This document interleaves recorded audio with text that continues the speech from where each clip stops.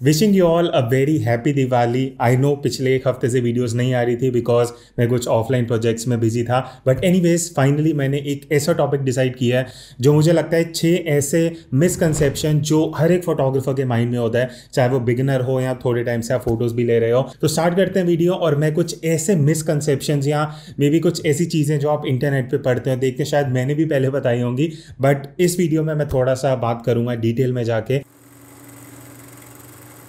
अब जब हम मैनुअल मोड सीखते हैं, यूज़ करना स्टार्ट करते हैं, एक सबसे बेसिक चीज़ जो हमें बताई जाती है वो है कि एक्सपोजर स्केल को 0 पे रखना है, जिसका मतलब है कि कैमरा उसको करेक्ट एक्सपोजर में कैप्चर करता है। बट ये समझना ज़रूरी है, 18% ग्रे रूल वाली अगर आपने मेरी वीडियो देखी होगी, नहीं देखी तो जाके देख लेना। तो बेसिकली होता क्या है, कैमरा हर चीज़ को मिड टोन्स में देखता है, मतलब एक एवरेज ब्राइटनेस और डार्कनेस का उस हिसाब से 0 पे कैमरा मानता है कि ये करेक्ट एक्सपोजर है। बट कुछ एक्सेप्शंस हैं। मान लो कोई ऐसा सब्जेक्ट है आपका जो काफ़ी प्रोमिनेंट है फ्रेम में and at the same time काफ़ी ब्राइट है। सो अगर कोई सब्जेक्ट नॉर्मल टोन से ज़्यादा ब्राइट होगा तो कैमरा उसको क्या करेगा, दबाएगा एक्सपोजर को, बिकॉज वो ग्रे टोन्स में लाने की कोशिश करेगा, और उस वजह से जो आपकी फोटोज है वो हल्की सी डार्क या अंडर एक्सपोज हो जाती हैं। सिमिलरली अगर कुछ डार्क सब्जेक्ट है तो उसको ब्राइट कर देगा।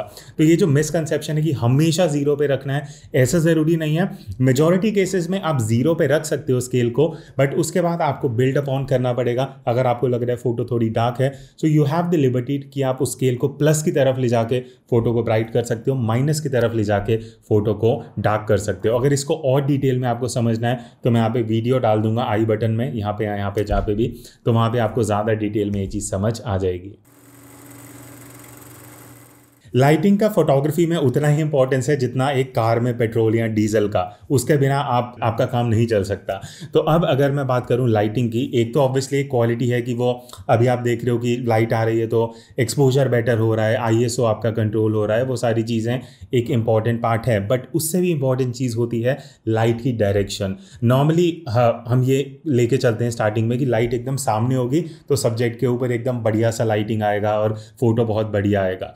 बट जब आप एक्सपेरिमेंट करना स्टार्ट करते हो ना, डायरेक्शन चेंज करते हो।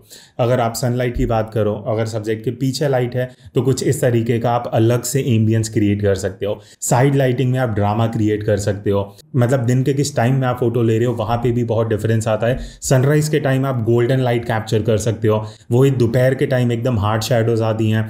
अब सही और गलत कुछ भी नहीं है, सनराइज के टाइम भी आप बढ़िया फोटोज ले सकते हो, और इस तरीके से जब एकदम सन ऊपर होता है हमारे, तब भी हम कुछ इस तरह की इमेजेस कैप्चर कर सकते हैं।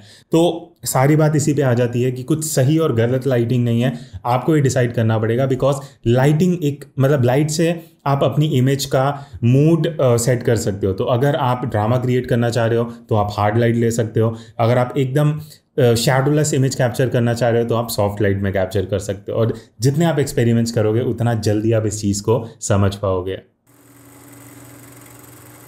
अब एक ऐसे पॉइंट पे मैं बात करना चाहूँगा जिसके ऊपर काफ़ी मीम्स बनते हैं, काफ़ी जोक बनते हैं।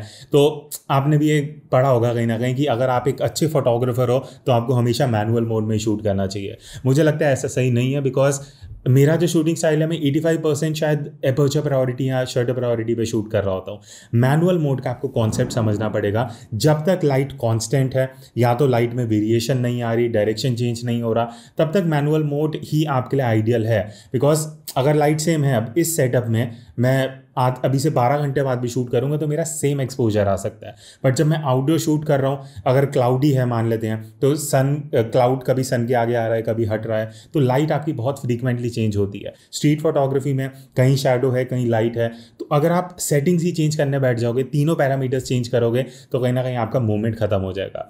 तो आई एम नॉट सेइंग कि मैनुअल मोड सही नहीं है। अगर आपको इतनी प्रैक्टिस हो गई है कि आपके बैक ऑफ द माइंड आप विद इन सेकेंड समझ सकते हो कि इस सिचुएशन में मुझे ये कॉम्बिनेशन डालना चाहिए, then it's well and good. But वो अगर आपको उस वजह से आपका शॉट मिस हो रहा है जस्ट बिकॉज आप आधा मिनट सेटिंग्स में ही दे रहे हो या 1 मिनट, तो इससे बेटर है कि आप सेमी ऑटोमेटिक पे जाओ, मूवमेंट कैप्चर कर लो, एटलीस्ट वो एक्शन तो आ जाएगा ना आपके पास। चाहे सेटिंग्स थोड़ा ऊपर नीचे हो जाए, रॉ में शूट करे तो एडजस्ट हो सकती हैं। सो ये पॉइंट था जो मुझे बहुत इंपॉर्टेंटली डिस्कस करना था। क्या प्राइम लेंसेज जूम लेंसेज से बेटर हैं, या क्या जूम लेंस के ज़्यादा बेनिफिट्स हैं प्राइम्स के अगेंस्ट। तो ये भी एक मिसकंसेप्शन है। मोस्टली ये रहता है कि प्राइम लेंस बेस्ट है, जूम लेंस लेना ही नहीं चाहिए। मुझे लगता है कि आपको यूज़ पहले देखना पड़ेगा। अब अगर मैं ट्रैवल कर रहा हूँ, मैं हाइकिंग पे जा रहा हूँ, और maybe I want to carry a single lens जिसमें 3 या 4 फोकल लेंथ कवर हो जाती हैं। तो मान लो अगर आप 24-70 यूज़ कर रहे हो तो 24 mm, 35 mm, 50 mm और 70 mm 4 प्राइम लेंस का काम आपका एक लेंस मतलब एक जूम लेंस कर रहा है। तो आपको ये डिफरेंस समझना पड़ेगा कि प्राइम लेंस का भी क्या बेनिफिट है कि भाई ब्लर इफेक्ट ज़्यादा मिल रहा है, बट फोकल लेंथ सेम है, आपको फिजिकली आगे पीछे जाना पड़ेगा।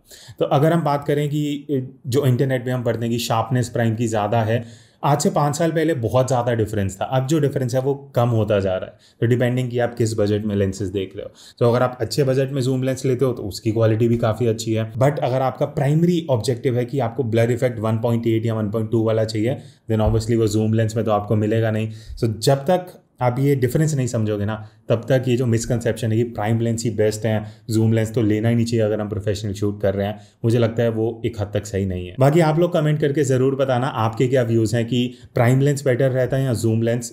आई would love to know your views. अच्छा, मैंने भी पास्ट में काफ़ी इस रूल के बारे में बात करा है, जो है शटर स्पीड रूल। मैं आपको शॉर्ट में समझा देता हूँ। मान लेते हैं आप 50 mm पे शूट कर रहे हो, तो ideally 1/50th of a second का शटर स्पीड या उससे हाई, मतलब 1/100, 1/500 इस तरफ हमें जाना चाहिए। अगर आप 1/50th से नीचे आओगे तो चांसेस है कि हैंड हेल्ड कैमरा में शेक आ जाते हैं। बट इसका एक एक्सेप्शन भी है और वो है इमेज स्टेबलाइजेशन।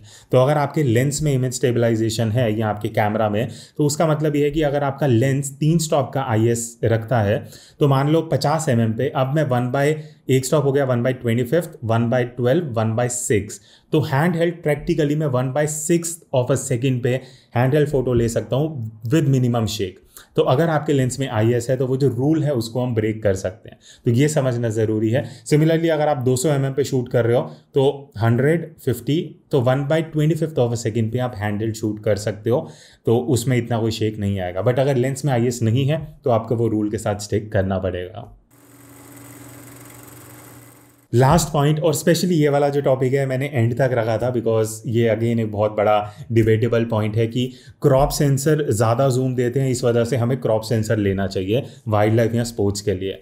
अब मैं आपको एक पहले टेक्निकल एस्पेक्ट बताता हूँ ताकि आपको थोड़ी क्लैरिटी मिल जाए। अगर आप ये इमेज देखोगे, सो लेंस अगर आप कभी देखोगे ना, सर्कुलर शेप में लाइट आता है और जो सेंसर है वो रेक्टेंगल शेप में होता है। तो अगर आप यहाँ पे इमेज में देखोगे, फुल फ्रेम जो सेंसर है वो साइज में बड़ा है क्रॉप सेंसर से। तो यहाँ पे होता क्या है, लाइट तो उतनी आती है कैमरा के अंदर, बट सेंसर क्योंकि वो फिजिकली छोटा है, इस वजह से जो लाइट प्रोजेक्ट होती है सेंसर के ऊपर वो उसी एरिया का हो पाता है। इस वजह से हमें देखने में लगता है कि क्रॉप सेंसर जो है वो ज़्यादा जूम कर देता है।